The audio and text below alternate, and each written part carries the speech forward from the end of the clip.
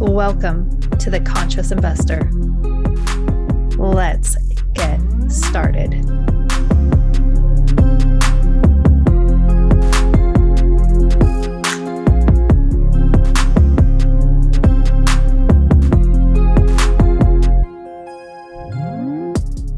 If there was an energy level, an energy force, the energy level and force in this episode might explode the world. It might like wreck the internet type situation, because I am joined by Chris today. And if anybody else has like the same positive enthusiasm and energy, it is you, Chris. So I'm so jazzed to have you on the Conscious Investor. Julie, thank you so much for having me. And I couldn't agree more. There's a ton of sunshine and energy in this meetup here today. And I appreciate the opportunity to share with your listeners. It's going to be a good time. It is going to be a great time. And am I correct? Are you in the Pacific Northwest? I am. Yeah. So we're lateral neighbors. So, it might be dreary. I mean, it snowed at least 6-8 inches it's been snowing all day in my world. So I'm just saying, somebody's got to bring the sunshine, and in the Seattle-ish area, somebody's got to bring the sunshine. So thanks for carrying the cross over in the Pacific Northwest. Yeah, a little bit. We do get a lot of cloudy days here, but boy, it sure is beautiful, especially if you love to scuba dive, mountain climb, or be outdoors, right? Great Northwest. I mean, even, Idaho, Montana, there's just some beautiful country up here. So we love it. It doesn't get any better. We can't tell, like everybody knows the secret now. Darn it. Right. Hey, Chris, you have so much going on. In fact, right now at this moment, and I want to just point this out because off air, we're talking about, everybody does their, the CrossFit thing, and then they go and they do these Spartan races, and they physically exasperate themselves and max themselves out. And they do all this training leading up to that. And so right now, at this exact moment, you're going through the multifamily syndication version of a Spartan race. Like, you are running the freaking gauntlet. Yes. Like, can you just tell us a little bit about what is going on and what asinine thoughts were you having to create this? Because you're an extreme. You and I like extreme sports, Yeah.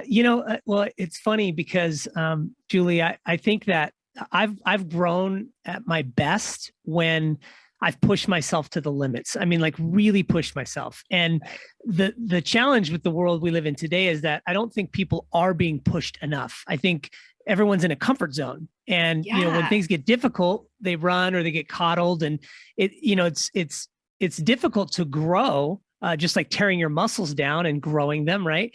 If you don't challenge yourself. And I think for me, it was funny. I closed 4 single family transactions. It was like a refi, some purchases, some sales all at once, like 5 years ago. And I thought that was insanity. I mean, I remember just the work that went in, the challenge was signing the docs and just the inspections and all the stuff. But now we're in the middle of, we're buying several properties, we're selling several properties. We have a fund that launched, and we have our new systems that we're implementing in our software, and on and on and on. And you have a podcast that's launching, and So that was nothing. That was the test, right? Right. But it's a good thing, because I think when you surround yourself with really good people, as we both do, it's a little bit easier to handle those challenges that come at you. But I embrace what the Navy SEALs say: I embrace the suck. Yes. I love the chaos and anarchy of it all. And I think that I've grown better throughout the years for it. So it may sound crazy to most people, but I just look at it as an opportunity to whether bring on more people, bring on more software, get better and more efficient. Unfortunately, maybe sleep a little less hours. But at the end of the day, that's what it takes, really, if you want to be extremely effective in your space and not just average, right? Right. Exactly. I resonate with all of this. I'm not at your level, we're all at our own levels. And I'm happy where I'm at and how I'm growing, because I'm being stretched right now. I have some friends that have looked at me recently. I told one friend, and I said, hey, don't worry. Things are going to slow down. I will be more present. And she just looked at me and she's like, I heard that a year ago. Right. Just stop. And I'm like, and she wasn't being mean about it. She's very understanding. She understands that, hey, when you have a business and you're scaling up and everything, it requires a lot of focus and determination. And that's part of it. But what is that mindset that you have that is behind this? Let me restate that question. Were you always like this? Were you always like, bring it on? Or did you learn how to embrace the suck? Yeah, Julie, I think it's a great question, and it's a complicated sort of answer. I think it's different for everyone, right?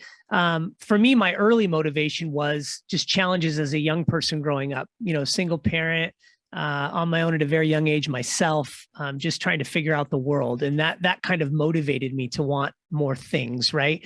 As I had mentors put around me just through chance, through life, kind of honed my energy a little bit. I had this kind of crazy energy, and they honed it into the business and say selling space. And I got into a sales and marketing career, and that was great. But what I think is really important for people is to realize that if you're going to have some success in your life, it doesn't matter because it's defined in different ways by different people. But let's just say success is some form of money or a job or a relationship. It's going to require sacrifice. And in my case, we didn't have the children, right? My wife and I both worked really hard, and we knew that we weren't going to be going on as many vacations as a lot of our friends. We didn't drive the really fancy cars when we first got together. We lived well below our means. We put in 2 jobs at a time, both of us, right? And just really put our heads down, and we sacrificed because we didn't get to go to as many of those events, right? I drove the same car for 12 years and used those car payments to buy my first piece of real estate. And so those sacrifices I knew would pay off eventually. I just didn't know to what degree until I actually got into multifamily. And that's where it really started escalating. But I think for me, that was the transition was, okay, I have a need. And that need was early on was to have acceptance among my peers because I wasn't the same as they were. And then as I grew and matured, I was able to buy things. I was able to build a sales career and then eventually run different businesses. And then the needs changed. It became I want to give back. I want to teach. I want to grow. The money was kind of secondary once I reached a level where I made plenty of money. And now we're able to do a lot more of those things. And so my vision as I get to a level where I can step back a little bit more is to be able to teach and give back and give more to fulfill people's lives like mine was filled by those mentors and people in my life. So yeah, I think that's the mindset shift is you have to have a deep motivation, and that motivation could be anything. It could be a tough upbringing. It could be being bullied. It could be being broke. It could be an ill family member, but you have to have some sort of motivation that gets you to make that transition, to sacrifice that time and energy watching reruns to actually investing in your business and investing in yourself so you can grow something worth having. Oh my gosh, there's so many things. I'm sitting here with my whiteboard marker on my glass top, writing out all these things that I want, like single words. I bet you do the same, it's just one word, it'll get me there. No, but that's interesting that you say that about, sitting and binging on reruns. How many times does somebody need to watch Friends? Okay. Seriously, right. People, right. Funny show, but come on, but where do you align with this concept of clarity? Right. So I noticed that for me, a lot of my momentum started to gain as I became clear, and it's like, okay, this is the path I want to go on, and this is how I want my life to be. And I started like really focusing in on that. For me, that's what gave me more. I already had that same inner strength. I mean, I'm the 4th child, for peace sakes, and I have 3 older brothers. So it explains everything. Right. So it's like, a little bit, maybe have to be a little bit scrappy, I guess. I don't know. Sure. But, that clarity is really what started driving the momentum and getting my butt off the couch. And I don't have time for this. I want to read this book, and I want to go on these Zoom calls, and I want to connect with these people. So at what point the question I guess I have for you is, did clarity play a role along your path, along your journey? And if so, at what point did that come into focus? It did. And I love the question. It did at different levels, right? So I'll tell you, when I was, and I'll give you the examples if you don't mind. Of course. Like when I was younger, I developed a mantra to try to get through being bullied, right? And the mantra, and it evolved a little bit as I got older, but it was, I am not a victim of my environment or my circumstances, but I am the results of my actions and my attitude. And I don't have time for fear in my life because I'm out achieving my dreams. Right. So this was like my sort of mantra that I developed over a little bit of time to kind of give me that courage to think about something positive that I could be outside the moment. Right. Mm-hmm. So that kind of drove me, that gave me purpose. It gave me a reason to move forward and try to strive for something better. As I got older, as I said earlier, as I started making money in life, it was like, well, it's not so much about money. Right. So what's my purpose? What's driving me? So then I started thinking about others in my life. I started thinking about freedom. And they use that term loosely a lot, like financial freedom. Yeah, I want to be wealthy. I want to retire early. And most people don't retire. They get to a point where they can do the things they love. I know my mentor that is extremely wealthy. He retired his first time at 44, and then he is still working. He's 73. And I'm asking him, like, when are you going to, he's like, my wife tells me I got to sell off all the stuff. He just loves it. He loves helping people. Right. Isn't that great? Yeah. That was my grandpa. Yeah. Totally. Just like that. 91, still working. Yeah. Loved it. Most Loved successful people, they love it. And they're fired. So I had to change as I got older and I started making a little money. The first thing I had to do was change my mind. I had that shift in that, okay, I don't want to focus so much on retiring early or whatever, although that's kind of what we talk about in multifamily, was to having freedom to choose the things I want to do. In order to do that, I had to put enough passive cash flow in place to offset that lifestyle I wanted to live. Now, it doesn't mean that I have to live on a beach, but it means that I have to have the freedom to choose if I want to work for a company or if I want to own a company or if I don't want to work at all. And that would give me that freedom and that peace of mind. And so I had that shift, and that sort of became my why as I started to make money. So I took the money that I was making and I started diversifying it into assets that would create passive cash flow. And then that's how I started going down that road. And then I got to a point where I had a 6-figure passive cash flow. And it was like, okay, now I am technically free. I've technically broken those chains that sort of bind you mentally. Right. And now I am free to do the things I love, which is spend time on podcasts, having fun with people and going and volunteering and doing things. And that's fulfilling because there's purpose behind that. Right. And so that was the shift I had later in life. And I think it does change throughout life, right? As you grow wiser. It absolutely changes throughout life and every experience. I always picture a corridor with doors, and not on either side of the hallway type of situation, but you open one door to continue down the corridor. And if you don't open that door, you never know what's behind the next door. And so it's just a series of, are you brave enough? Are you willing to open that door to see what's behind it? And maybe you have to process and work through that, and that stretches and grows you, and you open the next door, and maybe it's a relaxing time, but every single door is like this whole other world, almost like Narnia, right? Where you can you go, you explore, and you just receive it for what it is, even if it's the stretchy kind of situation.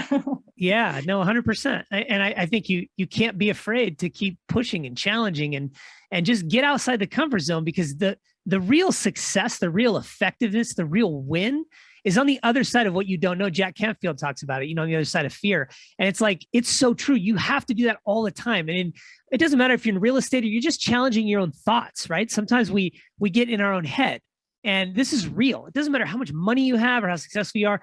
Everyone gets in their own head. And that's the hardest place to get out of.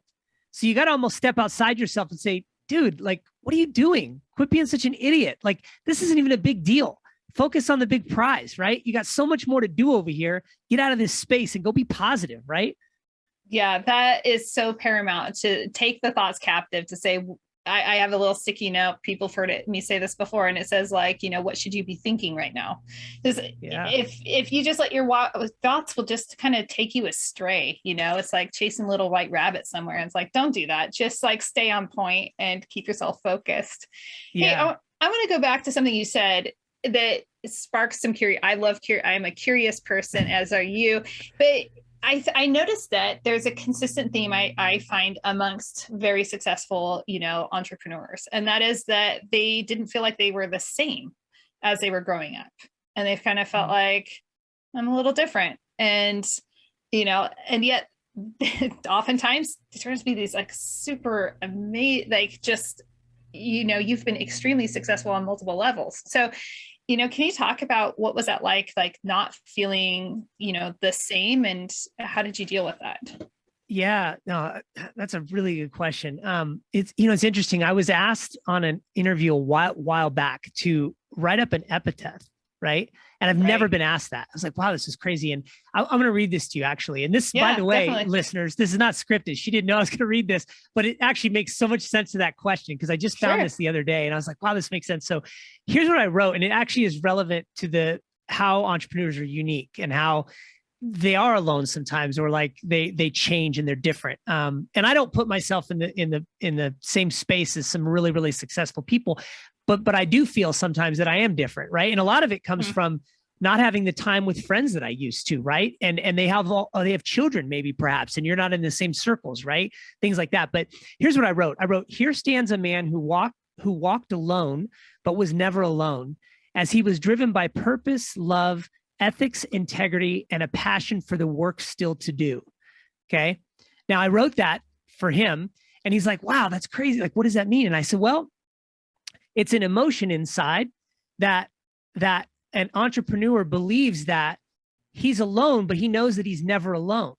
Right. And he's driven by the work still to do. Like you had asked me earlier, like how do you stay focused? How do you change your mindset? How do you, it's hard to even understand yourself why you do some of the things you do, because you want to be lazy on the weekend, right? You don't want to work till midnight. You don't want to get up at 4:30 in the morning like I do every day, but you keep doing it. And it doesn't matter if you had $1 million in your bank account or 20 million in net worth, you'll keep doing it anyway. And that, I think, is what's unique, is that once money is out of the picture and you keep doing it, you realize there is something unique, right? And I know people like that, like my buddy Ron, who is still at 71, wealthy as all get out. But it's not even about that. I asked him, I said, why haven't you stepped out? And his wife said, I think it would kill him because he loves helping people. He loves problem solving. He loves the challenge. He's 73. It's like, when does it end, right? He has his second hip surgery scheduled next quarter. It's like, the guy's crazy, right? So I think that's part of it. Is there are unique people out there that just, they are driven by the challenge and the problem solving of entrepreneurship. And it's deep rooted inside them. And it could have been from a very young age. It could have been from challenges or wanting more as a young person. It could be from watching family members, who knows, but it is a deep rooted issue. And I think people can cultivate that work ethic. But it takes a lot of work and sacrifice to do it. It's not like you're just necessarily born with it. But I think a lot of people are not willing to sacrifice their own personal time to get there. That's an interesting insight on that. And I'm going to chime in. That's what my grandma said. My grandpa was in residential real estate and he was training agents until he retired at 91. And grandma always said, like, why would he quit? He loves what he does and he would die.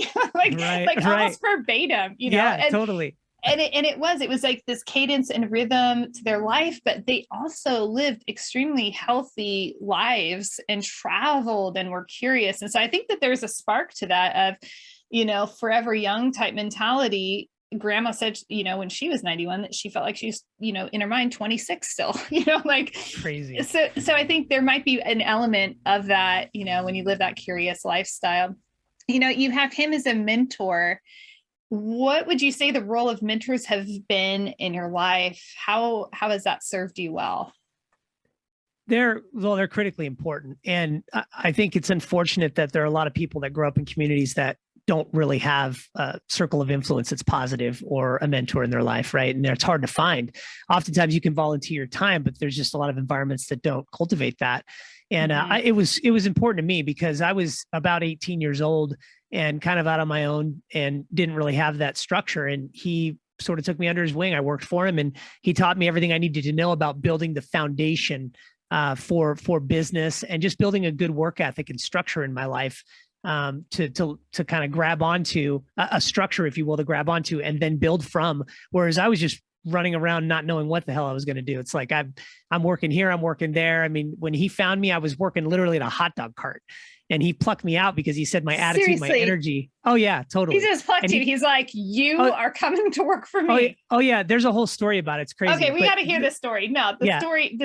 Let's unpack this. This is really interesting and it's good stuff. Okay. So it's funny. So I'm like 17 and a half, 18 years old, and I'm working at this hot dog cart, and it was the busiest one in the valley. And there was, we'd have 50 people out there on a Saturday. Like it was really busy. And the owner owned two of them. He was a retired guy. His wife was a teacher. And long story short, it's a Saturday, and this guy approaches me with another guy, and he says, "Hey, are you happy here?" "Oh, yeah, I'm happy here. Why you ask?" I got my sunglasses, my apron on, and he says, "Well, you can't. It's a hot dog cart, man." He's like, "What? You should come work for me." And I'm like, "Well, what do you sell, knives or something?" I'm like, "I don't. Why would you want to hire me?" Like, I'm like, "I work at a hot dog cart." And he's like, "No, man, you don't get it." And he went on to say, like, your attitude and your energy. He said that this is something that I can't teach. He said, "I can teach people how to run spreadsheets, build businesses, manage people, but I can't teach what seems to come to you so naturally." And he said, "I really want you to come work for me." And then I started kind of taking him a little more seriously. I said, "Well, what are you doing?" And he starts telling me about him building this fun center. And this fun center is, in Southern Oregon, and everyone's talking about it. So everyone knew about it. Of course, I mean, you die to work there. Like, you do anything to work there, right? And then after a little bit of negotiation back and forth, I go to work for him. Well, that change, that shift in my life was the most significant change of my entire life, for sure, because I went to work for him and he got me reading books. He taught me about business. I still to this day have regular communication with him. I dedicated my book to him and his wife, and he completely changed my life. And all of the work ethic and problem solving skills and sort of fundamentals of life and business, I attribute to him and his wife teaching me through those 3 years that I worked for them, because I was kind of a lost soul. I was on my own. I was working. I was like, where would I have gone? What would I have done? I mean, I don't even know that I would have pursued a sales career, which eventually turned out to be extremely lucrative for me. But I credit everything to him. And what's interesting about the story, Julie, is that he said he gave me the opportunity. He sought me out. 3 weeks he came out there. I didn't even know he had been there 3 weeks in a row. And he said he sought me out because of the attitude and energy. And what's funny is that at that time in my life, I didn't have a whole lot to have good attitude and energy about. I was living with a terrible roommate. I was struggling. I just, it was like one of those points in my life where I just really needed it. I needed that intervention. Now, I never fortunately got myself into trouble like drugs or any of that stuff. Never did any of that. But I just didn't know where I was going to end up going. It's like, I'm working a hot dog cart. And this guy comes literally out of the sky and just changes my life, completely changes my life. And I never forgot that. And that's why today I volunteer my time, and I'm willing to hop on calls with news syndicators and just share information, help wherever I can. I don't have programs because I remember my life wouldn't have been the same without him, for sure. That's insane. I mean, I think anyone listening has a fork in the road moment, right? We all have these little, spurs, or there's the little off, just a sharp bend in the road, and it could be. But that is a clear, the trajectory of your life was completely changed because of your willingness to just take what were you thinking? What allowed you to take that risk? That seems like a high level of risk. Well, my whole life as a young person, I moved around a lot, right? I told you I had a kind of unstable childhood. So my mother had moved me from Southern California to Southern Oregon, and then she moved back. And then I stayed with some family friends for like a day. And then I was out on my own at 15. So I was used to taking chances, right? And from there, after I worked for him, I went to the fun center. I worked for him. And then after I left there, another friend called from Portland and said, "Hey, I've got a great opportunity for you. Can you be up here in 2 weeks?" So I threw all my stuff in the back of my truck and drove all the way to Portland. And then from there, it was another opportunity up in Washington State, and I ended up moving. I mean, I was always willing to take the opportunities wherever there was work opportunities, because I didn't have anything holding me down. And sure. I knew that in order to progress, you had to take chances. And so that was instilled in me pretty early.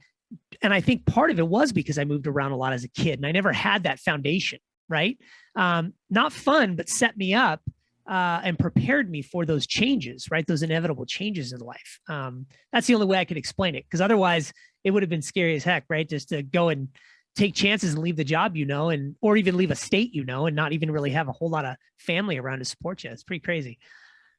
I'm absolutely amazed, because I haven't heard this part of your story before, which is why, and I think that this is important for people to hear, because we all need role models who are willing to take the risk. And there are a lot of people who haven't had those experiences where you just being a risk taker got baked into you, just life baked it into you. Better be a risk taker, because that's how you're going to survive. That's how you're going to get through to the next, to stay alive, to make it to the next day type situation. And that sounds really extreme, but to a large extent there are a lot of people where that is, where it is like that. So many people are risk adverse. So to hear this, I hope that it's triggering something to say, like, wait a second, why wouldn't I take that risk? Like, what the opportunity cost to not take that risk? It's, oh my gosh, you can't even account for it. Go for it. I'm gonna give you a couple of quick examples. It's funny you say this because, so I was in the police academy. I was a reserve police officer for 5 years. And when I went to the academy, there was things that you could be scared to death of, like getting tased and the fight for life and all this stuff. And when I got in there, I was probably about maybe 5 to 7 years older than the average cadet that was in there. Maybe I was a little bit older, not a lot older, but I had a little more life experience. And I went in there and I became a squad leader right away, which is like a team leader. And I volunteered for everything first, like being tased first, the fight for everything. And people just thought I was nuts. And it was almost a control mechanism.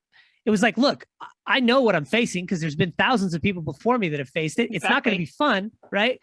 I'm just going to go in there and then I get to step back and watch everybody else versus getting this fear all built up, right? And then going last or whatnot. And that also built leadership or following the leadership that I had from my team, right? Because they're like, man, this guy's jumping in there. And it's funny, like whether it be a significant other or friends or family, you have to encourage people to take chances, but they're only going to take chances if they've put in the work ahead of time. For example, you may not want to leave a job because you're so afraid you're not going to find another job to make money. But if you have skills and you're a hard worker, you're probably going to have a problem finding a job, right? But if you're lazy, of course you don't want to leave because you have a cush job, right? And I'd be fearful too, because someone's going to call you out when you go to that job that's actually going to challenge you, right? So you have to kind of look in the mirror and say, well, am I that type of person that people are going to want to work around? Am I that type of person that the company's going to want on board? And if they're that type of if you're that type of person, then you take the chance because there's going to be something for you out there if you're one of those people, right? Definitely. Definitely. Okay. So somebody's listening to this right now and they're like, they're sitting and they're in that comfortable spot of life. The spot that you and I are like, maybe every once in a while our toe touches that water. And then we're like, whoa, what's that? Because we're like, I'm not used to the comfortable. Let's get back into stretch mode. Right. But somebody's listening right now and they're in the comfortable mode, but 2 episodes into their binge, and it's like, it might be an all-nighter. I don't know, 12 episodes. Right. But they know, and this is something I believe. And tell me if you agree with this. I think that everyone has this deeper inner potential that just needs to be activated. And I think at some point people start to feel that. And they're sitting there trying to binge and they're feeling that like, no, I need to be doing something more. But they don't know how to bridge that gap between comfortable and pushing. It's like they just need a start. So like, what would you say something people could do to start to get into that stretch mode, that discomfort, that's the healthy discomfort? Well, I think the reality is that not everybody will, right? Oh, if you think about it, yeah, it's really interesting. Tony Robbins said this a while ago, and I've said this a few times, but I loved it, was, we were born to survive and not to succeed. Right. And you sit there and go, wow, well, yeah, that actually makes sense, because a lot of people will do the minimum. They get a paycheck, they go home, they watch TV, they eat, they sleep, and then there's many of us that are like, no, I want more. And I don't even know what the more is. Like, it's not even about a bank account. It's like, I just want to keep going. I want someone to say, hey, thank you for doing that. I appreciate that. And you go, oh yeah, totally. And it keeps getting reciprocated, right?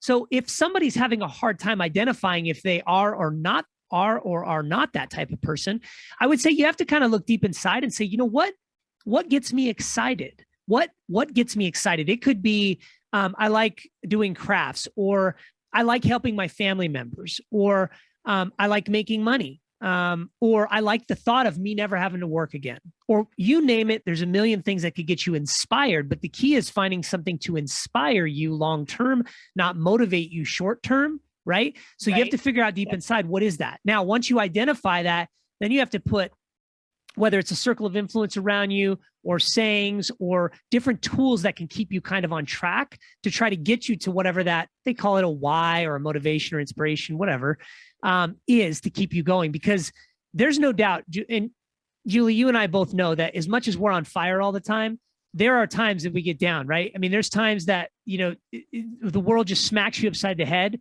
and you're like, man, enough already. Right. Yeah. But you start to look at the pie in the sky and you say, you know what? There's people depending on me. They love this show, or I have to get another deal because I've got a whole team. Right. And we have to keep moving. So you put the smile on, and everyone has to find that thing within themselves. And once you do, you identify it, you write it down, you put a reminder in your phone, and you just keep going back to that. Now, I'll tell you this one last thing. My internal motivations, or I guess things that inspire me long term, happened mostly when I was a youth, and it's really deep rooted and very personal. And so those things drive me regardless of what goes on in my world and my financial future and all that. I would say that sometimes people that maybe were born, let's say the white picket fence, the silver spoon in their mouth, the pedigree, the college, whatever, they might have to look elsewhere to find that inspiration or that motivation. They might have to look at society and say, man, I want to change the environment. Look at our oceans, or I want to change bullying, or I want to change homelessness, and maybe that inspires them to want to make change and be different, right? It doesn't necessarily have to be inside you, but that will change you, right? And so there's some food for thought. I love it. I love it. For the longest time, I have this, one of my mantras is I'm a hope dealer and joy carrier. Like that's where I see the world, it's like the world needs hope. The world needs joy. And sure. I feel like I've found those keys to, hope and joy. So it's like, okay, can I just go and share this around with the world? If it's through faith, if it's through investing, if it's through coaching, if it's through there are so many ways to support people, to empower them to have these fulfilled, amazing lives. I sometimes, and my husband, he puts me in check all the time. He's like, just as you already mentioned, most people you want to stay in comfort land. And that's, he's like, you can't force people. I'm like, but people have so much amazing inner potential inside of them. Well, let's release it all into the world. Totally. That's absolutely amazing. I love that. I'm like, here's something. I told you I wrote down a few things where I'm like, no, I really got to go back to some of this because it's really, really great. You and I both have, this is a total personal question. Okay. From one energetic being to another, how do you manage your energy? How do you create the calm and the still? Now, caveat, and if people are watching on YouTube, it's like, I'm reading right now, Stillness is a Key by Ryan Holiday with my book club, the 5-week book and networking club. So I'm really focused on this right now, this concept of learning how to be still, which doesn't mean just sitting still, because you can go for walks and be still, but how are you cultivating stillness into your energetic being? That is really hard for me. And it's funny because my wife will know when there's good days or bad days based on my energy levels, because they're different. It's bad energy, good energy, but always energy. Right. Right. I get it. And she'd be like, oh, you closed the deal today, or this happened, or, oh no, honey, why? Yeah. Well, I could tell. It's like, oh yeah, that's 20 years of being together. Right. I think for me, I have a hard time calming down. I'm usually 6.5 hours of sleep, maybe a day. And I love jazz. I love going to Broadway shows. Those kind of mellow me out a little bit. Not recently, obviously, but I put calm music on when I'm in my office, and that kind of mellows me out. I surround myself with artwork that's inspiring, whether it be mountains I climbed or inspirational sayings or things of that sort. And I'll look around at those things. And what calms me most of all is this. I regularly think back about the challenges I've had in my life. And I think back about whether it be standing in a food line as a kid, or being jumped by gangs when I was growing up in rough neighborhoods, or just being out on my own and some of the struggles and stuff. And then I sit there and think about where I am today and how grateful I am, about what I've accomplished and how much we've given back and the lives that we've changed directly and indirectly. and it puts a smile on my face, and it mellows me, because I sit there and think, if it was all over today, it would have all been worth it, and there'd be no regrets. It's like, yeah. I would have enriched lives. I would have loved and been loved, and it would have been all worth it. So what calms me is stopping and thinking about where I was and where I am, most of all. But overall, I have a hard time just chilling and watching TV or whatever. That just isn't how I roll. Yeah, literally on my goals, and I always have them printed out in my daily planner. It literally is like, sit and watch, a show with your kids. Like, I have a hard time doing that, but it's also an important thing, and it's, snuggle time and all this, but I'm like, oh, this is the hardest thing, but so I have a whole different motivation behind doing it. So, but I'll say, a life poured out is a life well spent, right? Yeah. Like, yeah. Why leave anything on the table? Why leave it in the pitcher? Sure. Just like pour it out, share it with the world. And then you don't have any regrets. You don't have any, you can be filled and just be like, I did it. I think so. I mean, think of this, Julie. If everybody just spent a little bit more time sharing their wisdom, no matter how old you are, experienced you are, and a little less time sharing the poisonous negativity that's constantly going around, like, just think about how much better off all of us would be, right? I mean, even if it's just a 15-minute conversation with somebody that's elderly at Starbucks, or a friend that's kind of down, and instead of seeing someone and just ranting and raving about what you saw on TV, you say, hey, tell me how your day was great today. Not tell me about your day, because that opens it up to the first negative thing usually that comes out of, this person cut me off. And so I try to ground myself with that thought process pretty regularly, because it's very easy to get caught up in all that. And life is just so precious. I mean, we can all attest to the things that go on around us, and the life that some live and some are not fortunate enough to live beyond a certain age. And you say, gosh, why am I here? And I think we just all have to be focused on our purpose, and just try to be as positive as we can, and share that love out there, because it comes around. I mean, you don't even have to expect it. It just comes around, right? It really, truly does. Okay. Funny story. And I'm going to be selfish, because I know we have to wrap up, but I think you'll love this. I was at a big event, and I was going to go up and be part of a panel. Went and grabbed a pizza, right? Because this is at night, and I was hungry. I'm not a big eater, but so I get this huge pizza, right? I sit down by one of my partners, and I eat like one slice of pizza. I go up on stage. I'm like, I don't even want to eat any more pizza, whatever. So I just like made it my mission to give this pizza away, right? I am like, have a slice, have a slice, have a slice. Somebody else puts their leftover pizza in the box. I'm going to end up disposing of all of this pizza in a really healthy way. I'm at the airport down in like connecting flight in Phoenix, Arizona. I'm sitting there, grabbing, a drink or something. And this person beside me has this pizza come up and literally says, it's my favorite pizza, by the way. And it was a way better pizza than what I had. Okay. And literally says, would you like a slice of pizza? I'm like, and what? I'm no joke. And I just died laughing. I said, this is crazy, but I just gave away a bunch of pizza last night. Right. And I know that that's such like a really kind of corny story, but it's just one of those really practical examples of, you can really see what you are putting out in the world, what you are contributing to the world. It comes back to you in some capacity, usually not in the same form. Usually it's not like kind. It's usually not pizza for pizza or money for money, but you get something back in return that is exactly what you need. So you give what somebody else needs, and in turn, you end up getting what you need. And 100%. It's beautiful.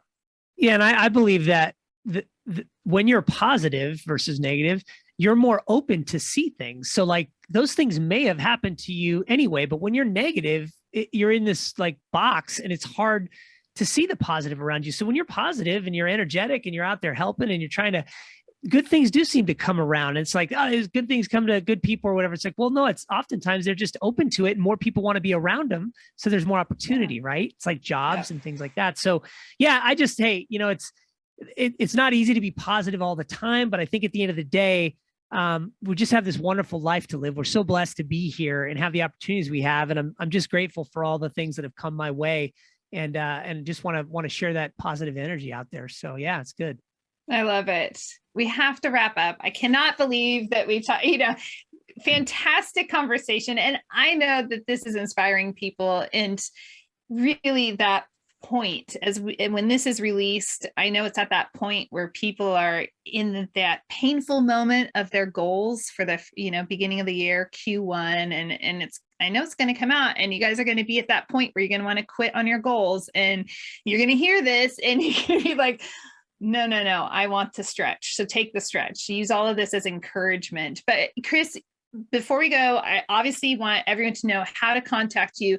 And I want to also point everyone to, you're doing a lot of charitable, a lot of, amazing things. And so I would definitely want to make sure that we highlight that so that people, if they want to participate in that, they know how to, and I'll leave it in your court now. Yeah, it's great. Thank you. So I wrote a book, and the book is You've Earned It, How I Refused Anything Less Than Success, and You Can Too. And the book is, it's about me, my life growing up as a kid all the way through adulthood and building some businesses and things of that sort. And all the profits go to charity. They always have. We've never taken a dollar from it. And so far we fed, I want to say, around 480,000 people through Feeding America's partnership. So if you buy the book online, ebook, or any of that, it all gets donated to Feeding America, which is great. If you don't want to buy the book, that's no problem. Just maybe go to Feeding America and donate $4 or $5 or something, because you're going to feed a lot of people, and that's our passion, is helping people. We love doing that. It's close to my heart, obviously, because I struggled when I was a little kid.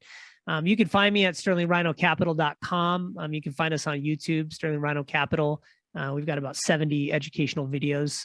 Again, we love helping people, and that's the best way to get a hold of us. That's fantastic. Make sure you go and check everything out, sterlingrhinocapital.com, and all of the links will be in the show notes as always. But Chris, thank you again so much for joining me for this time on The Conscious Investor. Thank you, Julie. I appreciate the time. Have a good day. Thank you. To all my awesome listeners, your heartbeats are precious. Don't waste them sitting on the couch. Don't waste all of your potential. Go, carpe diem, seize it, start living, because it's an extraordinary life and it's all yours for the taking. Until next time, live big, love bigger. If you're embarrassed to answer the question, what are you reading? Or you're looking for a community to read with, the 5-Week Book and Networking Club is for you. The 5-Week Book and Networking Club helps readers of all kinds grow, learn, and connect with others in a really meaningful way. There's no commitment. Join the group book by book. If you're the person known for not finishing the books you start, or maybe you're a self-proclaimed slow reader or can't decide which book to read next, join us. I provide a reading schedule broken into 5 simple days of reading with an average of 7 pages a day. Reading is such a powerful way to expand your thinking, understanding, and skill base. And reading with the 5-Week Book and Networking Club will also build your network and affect your business. In 2021, the 5-Week Book and Networking Club completed 8 books and 40 weeks of reading and networking. Head over to julieholly.com to connect so you don't miss out on the next book.